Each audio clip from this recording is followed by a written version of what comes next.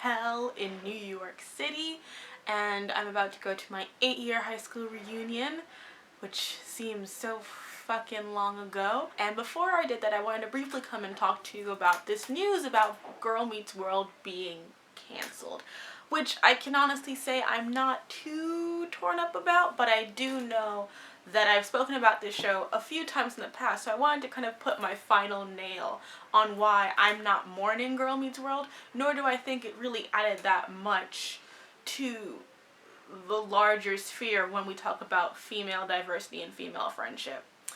But I think I want to start off by saying that Boy Meets World is one of my favorite shows of all time. Still to this day, I've rewatched it so many times. I can remember whole scenes from episodes. There are parts of it that when I think about it, I get emotional, either with laughing or crying. It was such a huge part of my childhood and my cultural identity in terms of like growing up in that generation and like having that show. It was such a huge benchmark of like, if you grew up in that time period, you watched this show. And for me, when it was announced that they were going to be rebooting the show with a female-driven lead, I was like, oh, this is really cool. I really would love to see that. And instantly, as soon as it became clear the way the show was going, I knew it wasn't going to be for me, but I was still excited that this was happening. And then the Angela issue came out. And I'm sorry, I will keep bringing it up until the day I die, because the way that the show screwed over women of color, especially the young girls who grew up with Boy Meets World, should be recognized as being a travesty, because it was. And unfortunately, I think the most disturbing thing about it is that the fandom seems to just not care about this overall. I mean, I'll see little memes talking about like, all that really matters is that Sean Hunter is happy, and that you can like Shangela and Scatty, or whatever they call the Sean Katie ship, and I think it's Shady, which is like not a good portmanteau. But the thing that I think is missing is that this is not about shipping. This is about the reduction of a very important black female character in order to uplift white characters. And that's overall being ignored by anyone who isn't either woke or black, or part of the minority community, and acknowledging that this is a problem, that it has been a problem since the show started. Because it's not just about Angela not being with Sean. It's about the whole removal of Angela's identity and purpose and place in the Boy Meets World universe in order to have Sean's new girlfriend, now fiance, now wife, I guess, come into this storyline and wrap everything up in this really nice, clean, generic bow. And we also have no replacement for that. We don't have any other dark-skinned women main characters on this show to replace what Angela gave to us. And that is terrible for a show that is, one, taking place in New York City, but being made in 2016, 2017. So to me, I just call bullshit on that whole situation. Angela's importance is not often understood because she was such a supporting character, but growing up in like the mid-90s, early 2000s, we did have like shows like the Uglies, you know, Sister, Smart Guy. We did have those black-themed lead shows, Moesha. And while those were good and I loved those, it didn't mean I didn't also watch shows like Dario or Boy Meets World or, Gilmore Girls. Those kind of shows where you had one or two black characters in the distance, and those one or two black characters in the distance, while that tokenism should be acknowledged, there were times when they were the thing that kept you feeling grounded in this world. Like, you wanted to be a part of this world, and that character gave you an access. It made it seem as though you could be in that world because there you are. And that representation was so important to me. And I think at that age, Sean and Angela was probably the first interracial relationship I'd ever really seen. And what I admire about it now that I've seen so many interracial relationships since is that Angela's purpose in the show did not become reduced because she wasn't Sean's girlfriend when they broke up during the college years. the show made a point to give her a place, a purpose beyond Sean. She wasn't just Sean's girlfriend. She was Corey's friend. She was Topanga's best friend. She was Angela Moore, and that mattered. That was important. And she was a dark-skinned girl. She wasn't like, you know, Halle Berry, mixed-race girl. She didn't have, you know, perfect, you know, 3C, 4A hair. She had, you know, she had a perm, but she'd also have, like, curly twists and would also have braids and like fro looks. It was that versatility, that seeing that beauty in her. And also the way Sean treated her. Sean was genuinely and truly in love with her. He wrote her poetry. He longed for her. He felt for her in a deep, emotional, meaningful way that is still hardly seen, I feel, on television. I think the closest that comes to it is when it's written well would be West Allen. West Allen is probably the closest, you know, coming to that kind of like true sweetness that Shangela had, even in its roughest parts. And as a young girl growing up, that meant something to me to see, and I loved it. And so when Girl Meets World started, I wanted closure for that. If not only them ending up together, but just to see what Angela was doing with her life. And to see that she just doesn't matter. And that the entire history of her character and her character arc has been retconned, essentially, to make Sean a victim and to make Angela seem like this person who just left him high and dry. And to have Topanga go to Sean, not to Sean, but go to Katie and say, I've never seen Sean as happy as when he's with you. That's a lie. That's a lie. It's a lie. And you're doing it to uplift this white female character by totally shitting on this black female character that so many young black girls grew up with and needed in order to help them connect with this show and to help them feel like they had a place in this universe. A character that meant something to so many people, and you're getting rid of it for nothing. For something that I can only describe as basic.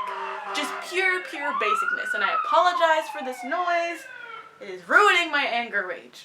And I think the thing that's so important is this just shows why we need to have people of color in the writing room, because no one in this writing room, when they were coming up with this show, thought that it would be an issue. Like, alright, in the history of this franchise, we've only had one significant person of color in the entire show that lasted more than one season.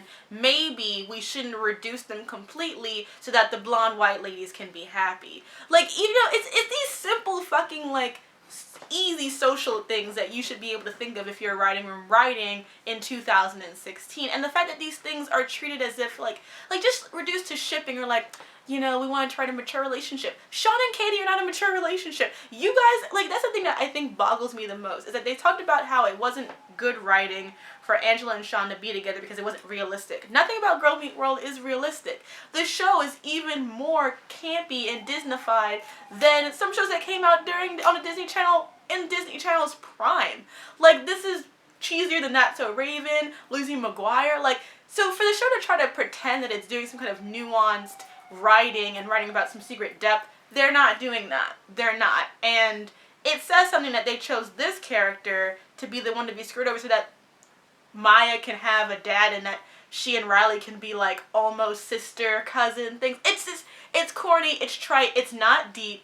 And so to have what was really important to a lot of people growing up be taken away for something that's not even close to being as good as what the original was, I'm sorry, you just wasted everyone's time.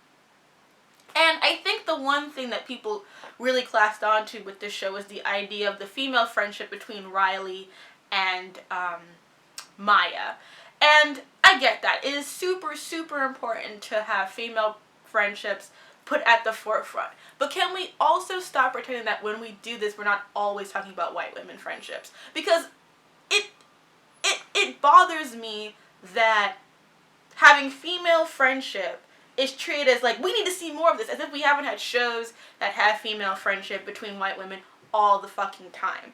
Or, you know, one white friend, one black friend. Shows about two people of color female friends rarely ever get spoken about in the exact same level as shows like you know, you don't talk about Living Single and fucking Girlfriends in the same breath that people talk about Sex and the City and Girls. Even Insecure, with its great female friendship between Issa and Molly, is not spoken about in the same reveration as some of these other female friendships. They're not talking about like that. So to me, it's like there are plenty of white female friendships and white female bond relationships that we see all the time. This is not special. And to uplift that and ignore all of the diversity problems, to me just seems like a step backwards. The only thing I think the show really did nuancedly was talk about autism. And I thought that was really good. I don't want to take away anything from that. And I think that that cast was really good. And I thank the show for giving us Rowan. Rowan Blanchard is a sweet baby angel, and I hope all good things happen to her. I hope she continues to talk about intersectional feminism and the importance of that. But it should not be ignored that the show that she starred in and, headlined failed at that very concept. It was not an intersectional show. It did not do any of those things that it could have been doing because it wanted to be so cutesy and moral messagey, but not in the way that the original series was. And so for me, I don't mourn Girl Meets World. I don't mourn it because it was never good. It was never good. It never held up to the original, and the few positives it has is so outweighed by all of the really negative things that they did, especially in terms of people of color and diversity. Like, I'm sorry, I cannot give any show props when in 2016 you take place in New York City and you don't have people of color. Like, overwhelmingly. Like, to me it's ridiculous. Like, Maya should never have been white, in my opinion. Maya should have been a person of color. Not saying black, a person of color in general. She could have been, Asian, Latina. She should have been something else besides white. That would have been the only thing to tell me, like, okay, this show is trying to go this way. And it's not even to have Sean be with a woman of color at the end. It's to say that the very fact that they want to do this generic, like, two white girls hanging out, being besties, just showed me from the beginning that they weren't really moving forward in a significant way. I mean, it took them till season 2 to get, I forget, is his name Zach? He's the black best friend to Lucas, and he barely gets to do anything. So it's like you literally fail on every level. The only thing I think comes close is Smackle. I believe the actress is Filipina, but the character is not portrayed as being that way, so I don't really know if she's supposed to be that race that she is in the show, or if she is a white girl in the show. So that's up in the air. So for me, I wanted Girl Meets World to be good, even though it wasn't going to be for me, because I am too old for it. But it just, to me, is a show that I cannot mourn because it never cared about me or little girls that looked like me. And for that, I will never forgive it. Because you cannot say that you're about all women and all girls when you put white girls on a pedestal and leave the brown girls out.